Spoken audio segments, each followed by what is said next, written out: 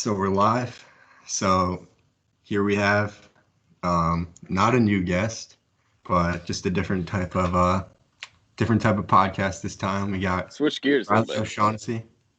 What's that? We're switching gears a little bit. Exactly. We're just So we got Riley O'Shaughnessy representing a local business by the name of Local Board Swap, and we're just gonna talk a little bit about what the company is and how it's come to be.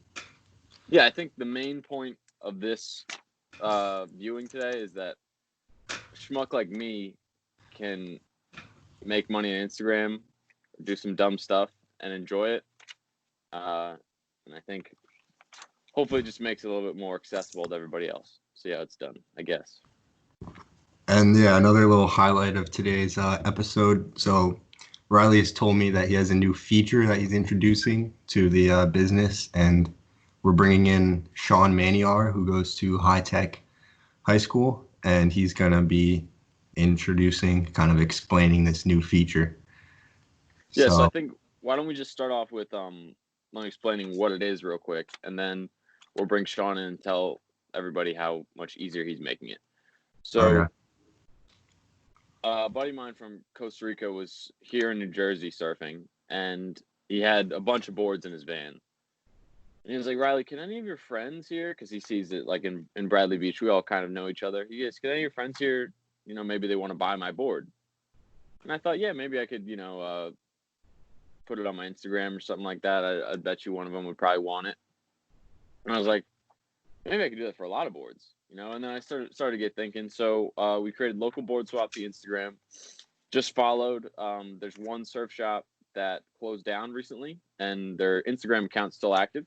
They had like 4,000 followers, and that particular surf shop was not a franchise. It was only one surf shop. So people who followed that account were active surfers in the specific area that I wanted, which is key that it's local.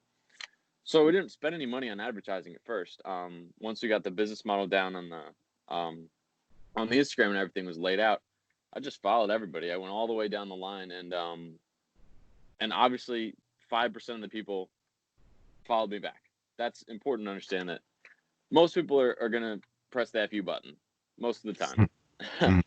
But now we have almost 1,000 followers, and it's sort of grown its legs, and I'm ready for things to start automating a little bit more. So usually people direct message me pictures of their board, and sometimes they're a little crooked. Sometimes it'll include the price, things like that.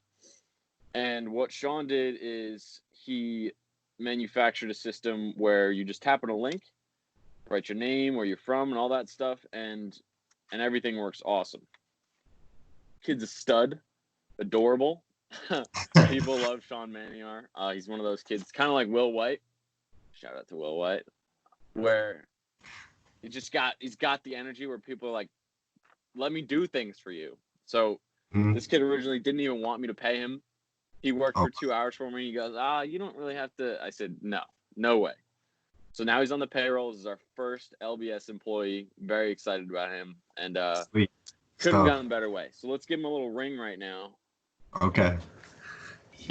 If we had figured out how to do this. Am I still on the call? Yeah. All right, cool. So let's hit up. Oh. Dude, this is weird. I haven't even seen him since like rec soccer of, I don't know, 5th grade.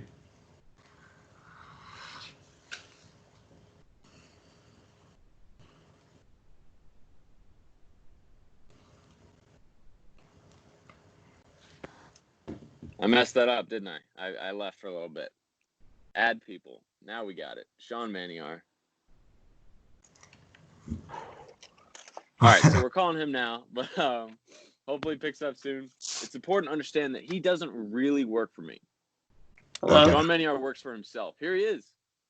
Hey, everyone. What's up, Sean? Nothing much. I'm doing pretty well. That's good to I was hear. just introducing to the people that you don't necessarily work for me. You're not an employee. You're not owned by me. Sean is a contractor, and he works as a problem solver for Yeah, anybody. totally Solve any independent type of of thing. the local Like board. a freelancer. Yeah, exactly. Okay. Exactly. All right. So Sean, I mean, you may be a little intimidated, like, being on the podcast. It's not like it's super casual. We just Mhm. have these conversations. We record them for fun. It's super casual. I can edit out any dumb stuff that happens. Like it's just for Okay. fun. We just do it for fun. And that's why we're here. But we're just talking about we're kind of focusing in on Riley's thing that you're a part of and this new kind of feature that you helped like design. Mhm. Yeah, so I'd say it's like I think I think Google is a really good tool for like a lot of like up and coming businesses because I feel like the problem Riley had is that I don't know if he already explained it, but it's just that like a lot of his different orders and listings would come in through like Instagram DMs, text messages, emails, stuff like that, and he just needed an easy way to consolidate all of that. Hmm. So I think using a Google form like easily allows people to just enter in information quickly and for you to have all of that information backlogged. So that could work for like other people with businesses like selling things, people could do orders through it and just like a bunch of other things that's like not necessarily just this local board service. And then Right. all of that information can then be like exported to like spreadsheets and stuff like that. So it makes it super simple to like organize it and make sure all of your orders or whatever it is gets completed. Yeah, I mean, that's good stuff. So what exact did you just put together like this Google Sheet for him? So basically what I did is Google Forms and Google Sheets are totally free if you have like a Google account, which is also free. And basically I just made a Google form. Making the questions are super simple. It's just like it has like a question builder and you can build all different types. It's like open-ended, multiple choice, you get it. And so I just basically did that with questions he would already be asking the people who were selling boards to him, like through his local board service company. And then once you enter in your responses to the form, it's all exported to a spreadsheet. And then I don't know if you've ever used it, but the program SQL or like the language kind of, which is SQL, it's really similar to Google Sheets API. So if you know how to use that, you can already use like query functions, stuff like that to like sort all the data. Wow, yeah, that's cool stuff. Is that Do you like see what I'm something? talking about? How did I find this kid? He goes big word after big word after big word after big word. Kid's a stud. So, Sean, you're going to high tech right now. Is like some of the Yeah. stuff you learned there like helped you create this thing for Riley? Yeah, like we have coding classes, so a lot of like the basic coding syntax I already knew. And so it like helps when you're defining parameters and arguments, things like that. Damn, that's awesome stuff. Mhm. Yeah, I took like a class at college, like as an intro to that, but I don't know. I feel like it's not for me. I Yeah. What are guess. you majoring in? Uh, I'm doing like a self-designed major program at TCNJ, but basically business. That's So cool. yeah, Yeah, I feel like everyone could probably use some like coding and computer classes because that's just like the way the world's going right now. yeah, it's a good skill to have, and I mean, it's paid off obviously for you, Mhm. which is cool. I mean, who knows? Maybe I could get some other independent contractor work at other That's places. the idea. That's why we Yeah. got Sean on right here. Wait, Sean, have you heard of Fiverr? No. I mean, yeah, if you want to continue like advertise your skills, Fiverr is basically like a place where people look for freelancers who do work like that. So you could Mhm. make a little advertisement for yourself. Yeah, I And mean, I have some, nothing else going on right now, so. yeah, I was telling him earlier that even if none of this worked out, even if I didn't pay him, takes a screenshot of everything he does and he sends it to all of his teachers, man, that's extra credit for sure. Like, oh yeah, no doubt. Mhm. Yeah, some of my engineering teachers would definitely be interested in it. Like we have this kind of like end of year engineering course, and the teacher's like really enthusiastic about like humanitarian causes, so I could definitely see like all of Google's services being like really helpful to people right now who are like trying to deal with that. Yeah, for sure. And that's the key to a lot of what we're doing right now too.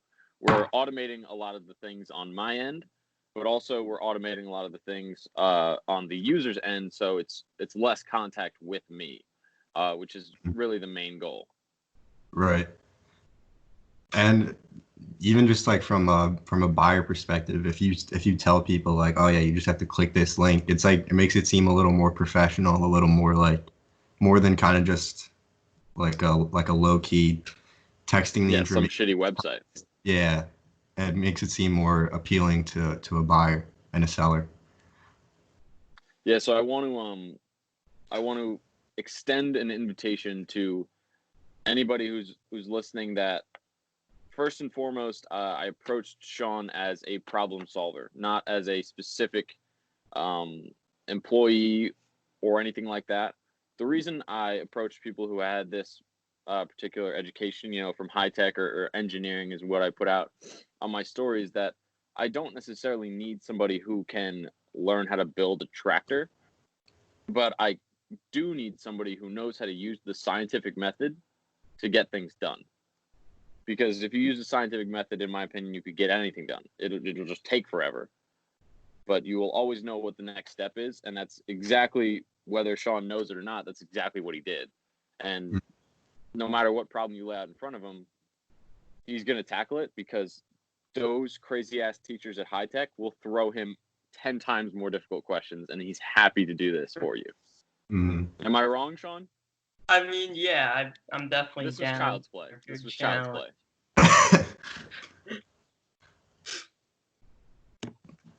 Well, Sean, I thank you so much for coming on, dude. And everything else you've done. We have some more things to talk about a little later. But why don't you call me back maybe a couple hours when I'm circling back to the computer? All right, sounds good. See you Awesome. guys later. Thanks for coming on, bro. Sure.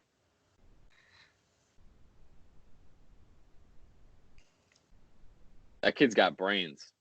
Yeah, that's impressive that like they're learning that kind of stuff in high school right now. I think it's good though, because like obviously it's actually like real world skills.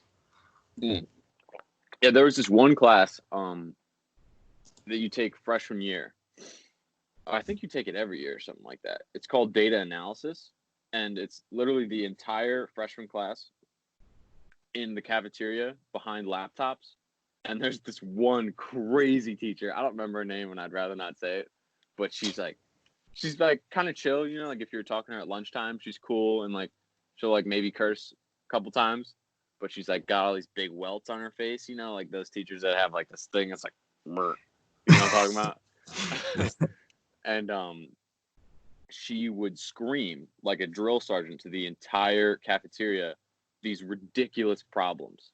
And that's a very general thing to say, but you were given like a huge data set. You had to find like all these sorts of, like, you'd have to calculate volume or some, and then standard deviation, and then put it in a graph. And then if you put like one cell to the left, everything would be fucked, and you would get 0 points for that section.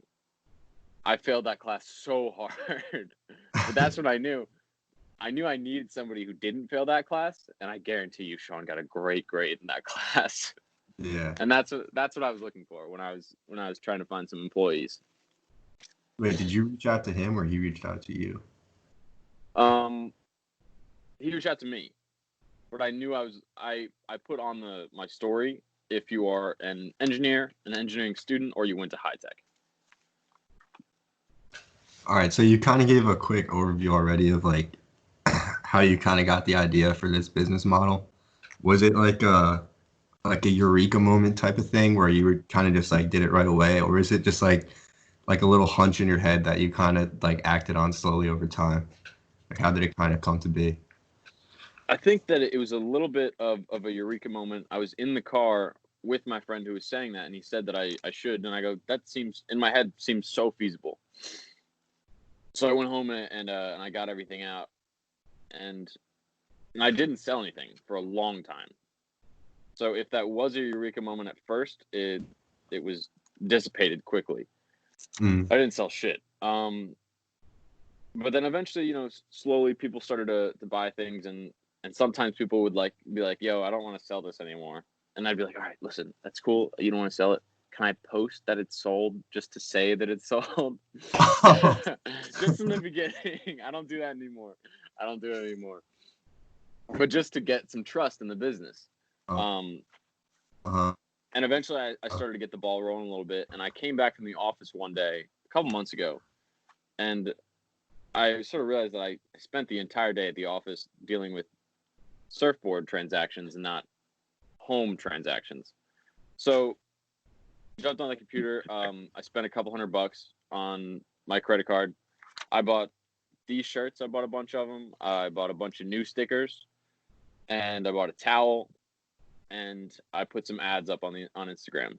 And we recently made all that back. We're closing in on $400 in revenue in just under 5 months, which is okay considering that we only spent, that amount as well. So I think my eureka moment was a little bit sort of like yesterday. Yeah, I was having a good time. I was writing down all my ideas. Sometimes late at night, my mind doesn't stop running. I got to write stuff down. That's what all these scribbles are. And we sold 5 boards yesterday, and it really sunk in. That was the And I biggest was like, sale day, right?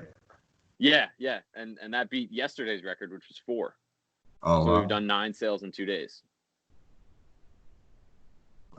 You're beating the S&P right now. I know. I think more people are at home on Instagram. I get so much business later in the evening, like after 5. People like I sold 2 boards last night at 1 a.m. Oh, wow. This random guy slid up on my story. Wow. So yeah, can I take myself. you give a nice view of the shirt? Let's see what we're working with the merch. All right. So allow me to apologize. This is a large. I'm certainly not a large. I don't have that kind of ego. Sold out of all the mediums. Okay, well, So I'm you wearing a sold big it to to the followers. Yeah, I didn't put it on the market yet, but I let some people know that I had shirts, and they ended up buying them.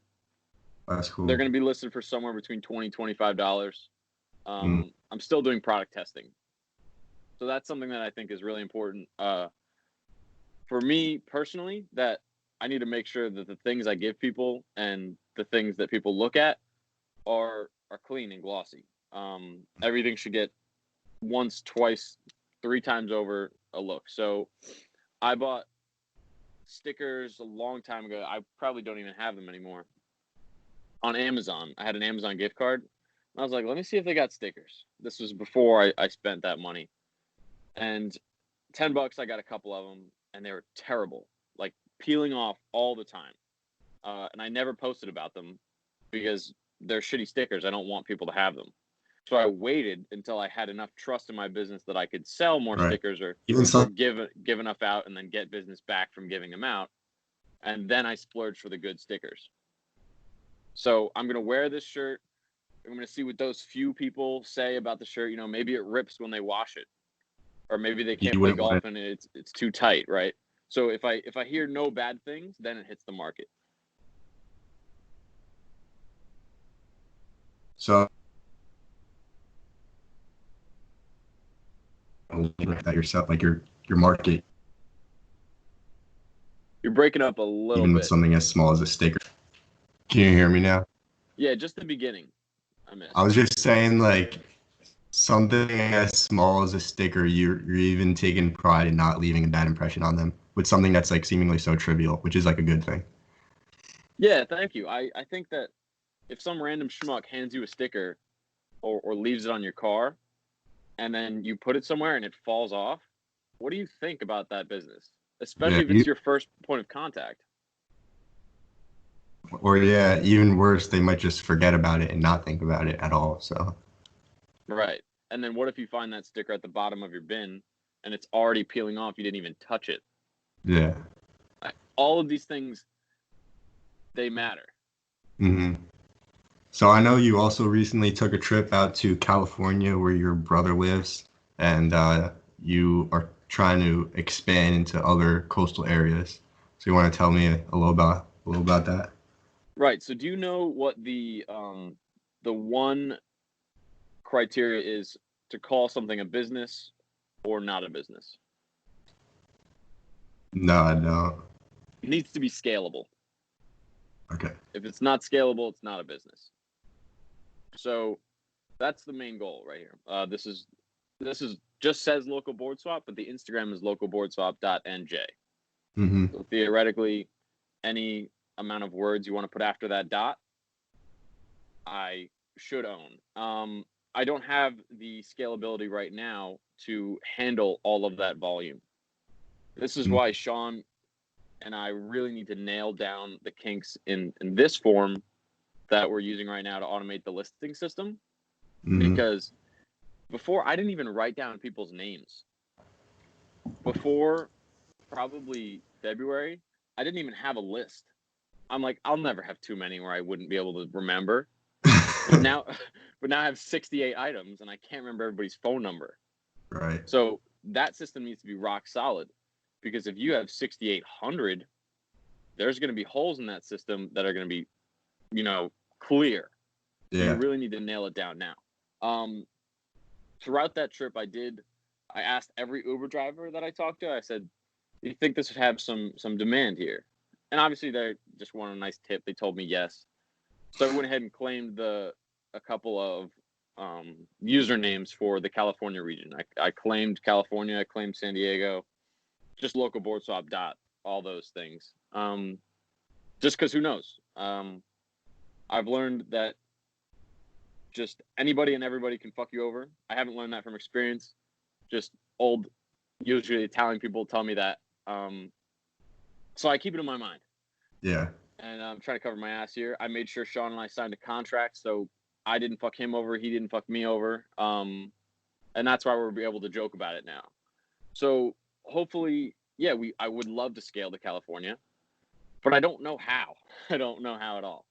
Yeah. So that's kind of the future steps for you with where this is going. Right. It's unfortunately or fortunately, 90% of the business is me.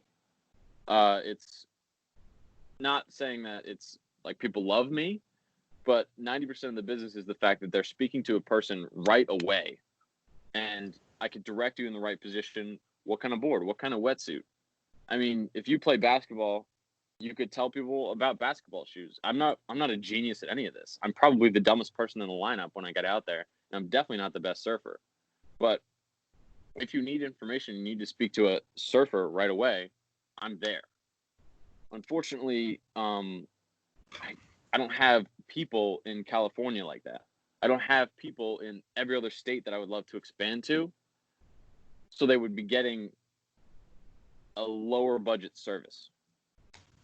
Mm-hmm. Is And that that something means, that you have now? Like some of your followers are some of them like people that you knew personally and they kind of spread like, oh, I know this kid Riley who has this thing, you can sell your board on here. Is that how some of it grew?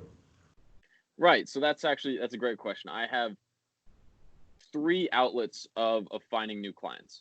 And this is very similar to real estate. Not that anybody would be in real estate listening to this, but the first one is I just follow people. I just follow you. Even if you don't follow me back, you're probably going to look at my page. Maybe not. I don't know. It costs me nothing, so I'm going to do that. And I make sure that it's I'm not going to follow 10,000 people willy nilly. I'm gonna follow the right people, the people who are most likely to buy a surfboard, the people who follow surfboard shop Instagrams. Obviously, I also hand out stickers. I take my skateboard and a Sharpie, stack full of stickers, and on a day that there's good surf, I go up and down the surfing beach. Hey, nice board. Hey, nice car. Write on a sticker, put it on their windshield. That's a follow no matter fucking what. I guarantee you. That's nice. That's cool. And then the third way is cold calling. So cold calling in real estate means that you call for sale by owners or expireds or people who have trying to list their house or they're trying to sell their house and it's not working, and you give your pitch to them. I go on Facebook Marketplace and look up surfboard in my area. Okay. I don't try to buy their surfboard. Just try to You become friends with them. Hey, man, this thing's still available? Oh, it's not? I know this website you should try. And I send them there. That's cool. Facebook Marketplace is awesome. And it's important for them to understand quickly that it costs them nothing right away. So specifically on Facebook Marketplace, all I need is a text saying yes. And I screenshot what they say on Facebook Marketplace. It's up on local board swap. They do nothing. Mm-hmm. Yeah, that's another thing. Like on eBay, you have to like do the listing yourself. With this, like you're doing the actual work for them, and then they're just getting the service of getting their board sold. So that's appealing to a lot of people. Do you know how many people don't want to talk to strangers? More people than that More do people want to than talk to not. strangers. Yeah, Yeah. a lot. So many people, and that's what a lot of my reviews are. Is they don't want to deal with a bidding war, especially if it's priced right. A lot of times boards aren't priced right, and that's a difficult conversation for me to have. It's time for another day. But if there's a bidding war, you don't want to deal with 6 or 7 people like trying to buy your board and trying to keep track of all that stuff. But that's my job. That's my job here, and that's my job in real estate. That's like I don't have a problem with that. So yeah, I was actually going to ask because I was thinking about this the other day. What are your thoughts about setting up like an auction type of thing? Besides the fact that it would just be harder to set up. I think I actually almost started that today. That is a good idea. I would use that specifically for people who are not looking for a number. They're just trying to move the unit. So I actually, where did I put it? I think it's upstairs somewhere. So it'd sell faster, probably. But yeah, well, that's the idea. Right. A friend of mine. Oh, here it is, hanging right above my head. So this is a bag of wetsuits. A friend of mine that sold me this board. After I'd sold a couple other of his boards, he dropped me off this bag and he said, "Just sell these things, man." He's got older kids now, and they don't fit into this at all. And obviously, I haven't opened this very many times. I don't even know how to. But anyway, he said, "I don't even care if you give them out for free or if you donate them. Just get them out of here." So the idea, how do I open this? This is ridiculous. Oh, here we go. So the plan is, I will post these like the same way. So there's all these in here. Mm-hmm. And there's a bunch of them. He wants to not deal with them anymore. That's why we put them in a bag and drop them off at my house. Right. The plan is to post them on Instagram and say the bidding starts at $0, starts at $5. Because if you see something for free and you got a kid who fits that, are you going to say no? Maybe. But definitely you're going to say no fewer times than if I said it was $40. Right. Right. As far as dealing with the people online, I have no problem. Our capacity to speak to people online is limited only by my free time, and right now that's infinite. It's 24 hours a day because the world's ending. What I'm not capable of doing is delivering everywhere, and that's another big hurdle that we have. But auctions, I'm totally down for it. If you want to list a board at auction, just in the price column underneath our new form, just write auction. Cool. All right, so I guess now bringing it a little more generally, because we're nearing about a half hour here, what are some challenges that you've run into so far, and kind of combine that into like advice you would give to other people who are looking to do something similar to what you are? Not as like the business model, but just venturing out, starting something. I hear what you're saying. You want things to be a little bit more general. Well, the first thing that I had was pace. I didn't know personally how long I was going to care about this. I'm sure you have, and I definitely have too, where I've been stoked about something, like fired up. Right. And then like a it's couple like weeks extreme later, highs, extreme lows. I just don't care anymore. Mm-hmm. So in the beginning, it was really important to pace myself, because what if I worked on it 8 hours a day, 5 straight days, and then I sell no boards? Like, I'm probably not going to want to do it anymore. So what I did is just like I did it from school. Just after 8 o'clock every day, I'll start working on it, start posting some stuff, start following people, set really small goals for yourself, attainable. In the beginning, the first week, I wanted to get 100 new followers a day. And how do you do that? It's super simple. You just follow 1,000 people. So it's just, seriously, this is how I started the business. I just go, I don't know if you can see my phone here. You just do just like that. Right. Doesn't take any sort of education. And then Just do anyone it. who's looking to buy a board, they're like, oh, this is interesting. And then they follow back and then boom. Exactly. So it's important to, that's probably a little more specific, but I understood my market. I knew who to follow. Because if I followed, I don't know, like local Whole Foods Instagram, it's just gonna be moms. Like they're Yeah. not gonna follow me back. So I understood my market that way. And after that, it was language of sales. There's a very difficult way to explain this, but when somebody is trying to sell something to you, they're not trying to sell their board or the home or anything. They're selling themselves as a trusted person to, to take advice from, and they're selling their product and business as a comfortable place to do business.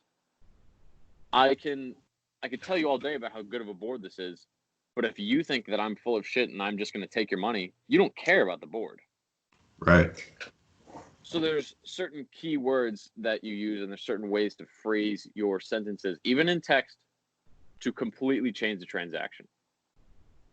Somebody will come to me and say, "Hey man, what's the lowest you could do for this board?"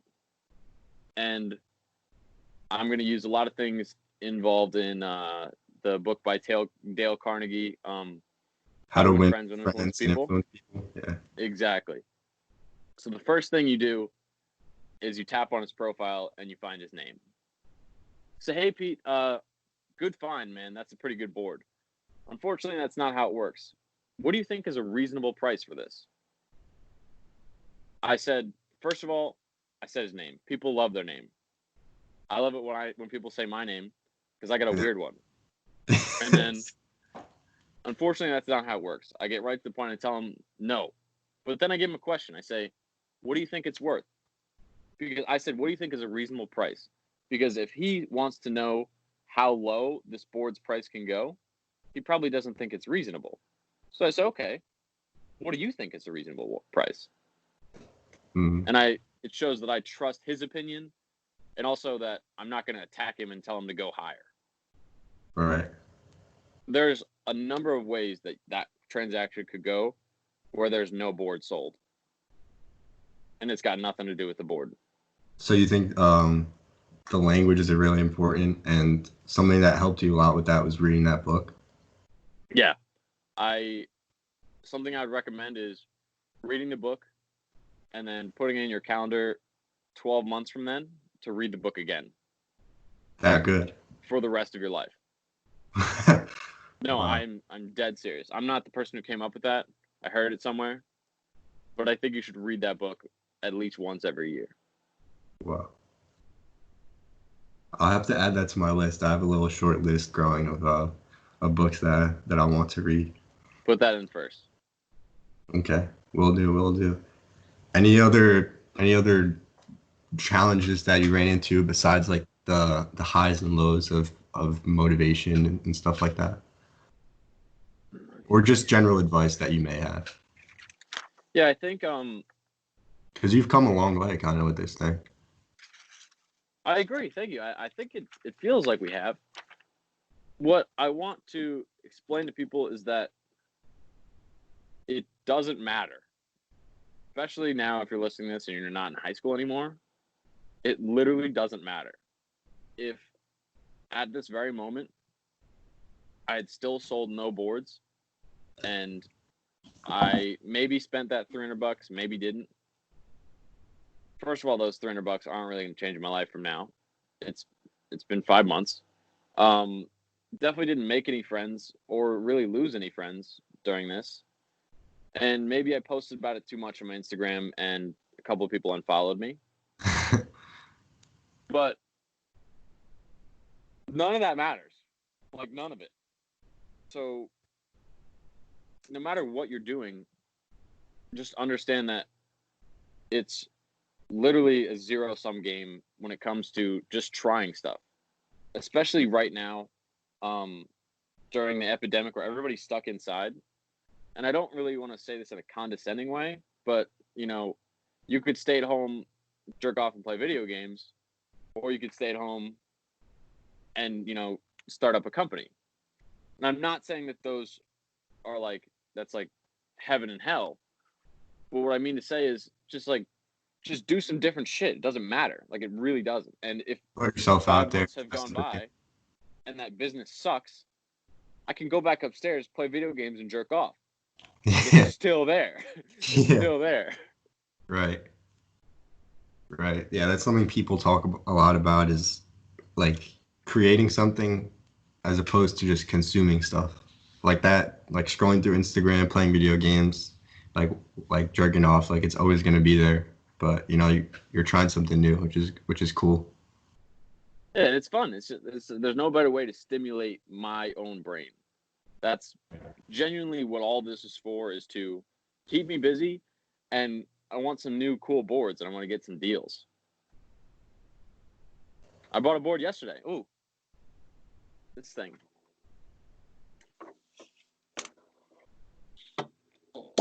This little doggy. This is an Almeric dumpster diver. I bought it for $40. Is that a bargain? That's certainly a bargain, because this is what I'm going to show you here.